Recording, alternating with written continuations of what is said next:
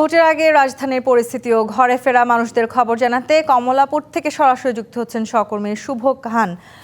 শুভ, কাল বাদে বাংলাদেশের জাতীয় নির্বাচন, কমলাপুর রেল স্টেশনের আপনি পরিস্থিতি কেমন দেখছেন সে বিষয়ে জানাবেন আমাদের। তন্নি, আপনি দেখতেই পাচ্ছেন যে এখনো কিন্তু আমার পেছন দিয়ে যে মানুষগুলো যাচ্ছে তারা আসলে বাড়িতে যাওয়ার জন্য যে ট্রেন ধরার যে সময়, সেই ট্রেন ধরার জন্য কিন্তু তারা আসলে ট্রেনের পিছনে ছুটছেন। অল্প কিছুক্ষণের মধ্যেই সামনে একটি ট্রেন রয়েছে, এই ট্রেনটি ছেড়ে যাবে। আসলে মানুষ যে ঘরমুখী হচ্ছে, মানুষ যে ভোটের যে উৎসব, সেই উৎসবকে আসলে ভোট প্রদানের জন্য আমরা বেশ কিছু মানুষের সাথে কথা বলেছি।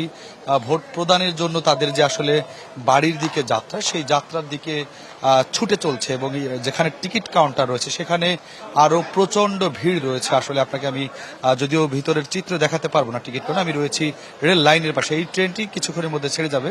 দেখতেই পাচ্ছেন যে ঈদের যে একটি উৎসব, ঈদের যে একটি আমেজ থাকে, যে ট্রেনের যে দীর্ঘ সারি, দীর্ঘ মানুষের জটলা, সেটি কিন্তু আসলে এই ভোটের ছুটিকে কেন্দ্র করে, যে ৩-৪ দিনের যে সরকারি ছুটি, এই সরকারি ছুটিকে কেন্দ্র করে কিন্তু মানুষ আসলে যাচ্ছে। এবং দেখতেই পাচ্ছেন যে আপনাদেরকে আমরা দেখানোর চেষ্টা করছি যে ট্রেনের উপরে আসলে ভিতরে জায়গা না পেয়ে, যদি আমরা একটু আপনাকে দেখানোর চেষ্টা করি তন্নি আপনার মাধ্যমে, যে ট্রেনে জায়গা না পেয়ে ট্রেনের ছাদে কিন্তু ওঠার চেষ্টা করছে। আমরা আপনাদেরকে তাদের সাথে কথা বলে শোনানোর চেষ্টা করব যে আসলে দেখতেই পাচ্ছেন যে মানুষ কি পরিমাণ মানুষ ঢাকা থেকে গ্রামের বাড়িতে যাচ্ছেন এবং যে ছুটি এবং ভোট প্রদান, ত্রয়োদশ জাতীয় সংসদ নির্বাচন, এই নির্বাচনের যে আমেজ, সেটি কিন্তু আপনাকে দেখানোর চেষ্টা করছি। তো নিয়ে আমরা চলে এসেছি ইতিমধ্যে। দেখতেই পাচ্ছেন যে মানুষ কিভাবে ট্রেনের ভিতরে জায়গা না পেয়ে ট্রেনের ছাদে কিন্তু উঠছে। প্রচুর মানুষ কিন্তু এই মুহূর্তে ট্রেনের ছাদে রয়েছে। পুরো ট্রেনটি জুড়ে একদম শুরু থেকে সামনে পর্যন্ত, শুরু থেকে মানুষ কিভাবে উঠছে দেখতে পাচ্ছেন। যে আসলে যদিও এদেরকে আসলে এই মুহূর্তে কথা বলাটা কষ্টসাধ্য, কারণ তারা আপনারা টিকিট পেয়েছেন কিনা? না, টিকিট পাইনি।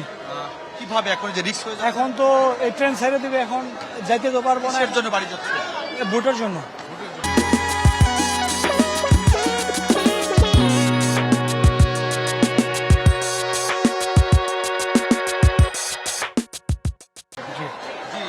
দেখানোর চেষ্টা করছে। আর সামনে যদি আমরা নিয়ে যাই, এই ট্রেনটি পুরো কানায় কানায় ভর্তি এবং দেখতেই পাচ্ছেন ভিতরের চিত্র। আসলে এই মুহূর্তে আপনাদেরকে যদি ভিতরেও কিন্তু আসলে পা রাখার জায়গা নেই। মানুষ যে বাড়িতে যাচ্ছে, আসলে আপনারা কিসের জন্য বাড়ি যাচ্ছে?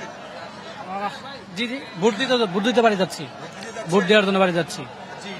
আমরা কিন্তু দেখানোর চেষ্টা করছি। আরো যদি দেখাই উপরে, এই মুহূর্তে দেখতেই পাচ্ছেন যে আসলে মানুষ কিভাবে এই নির্বাচনকে সামনে রেখে, আর একদিন পরেই কিন্তু নির্বাচন, সেই নির্বাচনকে সামনে রেখে কিন্তু আসলে মানুষ কিভাবে কানায় কানায় পরিপূর্ণ হয়ে, আসলে আপনাদেরকে আমি দেখানোর চেষ্টা করেছিলাম কমলাপুর রেল স্টেশন থেকে, মানুষ ভোট প্রদানের জন্য উৎসব আমেজ নিয়ে আসলে ট্রেনে জায়গা না পেয়ে পবিত্র ঈদুল আজহা বা ঈদুল ফিতরের মতো যেভাবে মানুষ বাড়িতে যায়, ঠিক সেভাবেই কিন্তু আসলে মানুষ বাড়ি যাচ্ছে। তন্নি, আসলে কমলাপুর রেল স্টেশন থেকে এই ছিল। জি শুভ, ধন্যবাদ আপনাকে। দর্শক, আমাদের সাথে আরও যুক্ত হয়েছেন আমাদের আরও দুই সহকর্মী হাসিব, এবং আমাদের সাথে যুক্ত হয়েছেন টাঙ্গাইল থেকে আমাদের আরেক সহকর্মী সোহেল তালুকদার। আমরা হাসিবের কাছে যেতে চাই। হাসিব, আপনি দেখতে পাচ্ছি যে বাস টার্মিনালে হয়তো আছেন, সেখানে যথেষ্ট আপনার পেছনে যাত্রীদের ভিড়, কেমন পরিস্থিতি দেখছেন সেখানে, সেই বিষয়ে জানাবেন আমাদের। আপনি যেমনটি বলছিলেন, আমি এই মুহূর্তে অবস্থান করছি পোস্তগোলা ব্রিজ, অর্থাৎ যেখান দিয়ে আসলে পদ্মা সেতু এবং ঢাকা থেকে বিশেষ করে প্রায় 30টি জেলায় যেখান দিয়ে যাওয়া হয়।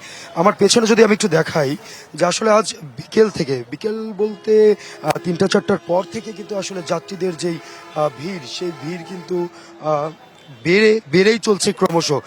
নির্বাচন উপলক্ষে বিশেষ করে এর আগে যখন আমরা দেখেছি ঈদের সময় মানুষের উপচে পড়া ভিড় থাকে, বাসের টিকিট থাকে না, ঠিক তেমন দৃশ্যই কিন্তু আসলে এখানে লক্ষ্য করা যাচ্ছে।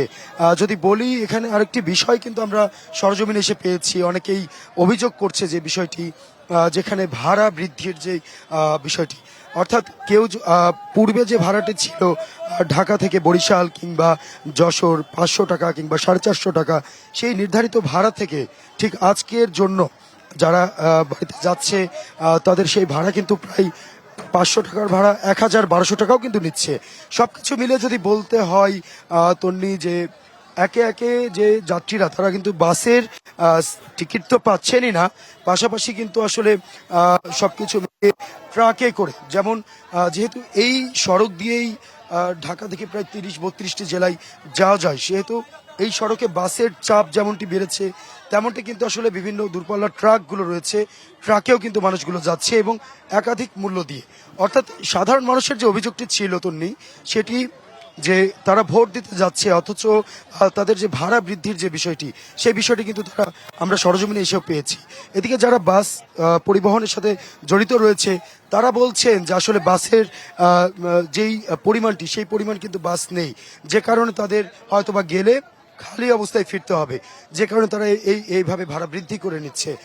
এছাড়াও যদি বলি যে দুদিন পরে কিন্তু জাতীয় নির্বাচন, এবং সেই নির্বাচনকে সামনে রেখে যদি আইন শৃঙ্খলার কথা বলি, সড়কের কথা বলি, জি। আমরা বিকেল থেকে এখন পর্যন্ত কিন্তু তেমন একটি আইন শৃঙ্খলার লক্ষ্য করতে পারিনি। তবে হাসিব, ধন্যবাদ পরবর্তীতে আপনাকে।